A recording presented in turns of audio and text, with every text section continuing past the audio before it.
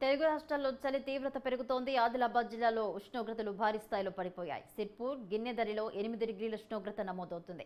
ఆసిఫాబాద్, తిర్యానీలో 8.9 డిగ్రీల ఉష్ణోగ్రత నమోదైంది. అలాగే పాడేరు ఏజెన్సీలో చలి తీవ్రత పెరుగుతోంది. మరోపక్క పొగమంచు దట్టంగా కురుస్తోంది. వజంగి, మేఘాలయ కొండలపై కూడా పర్యాటకుల సందడి నెలకొంది.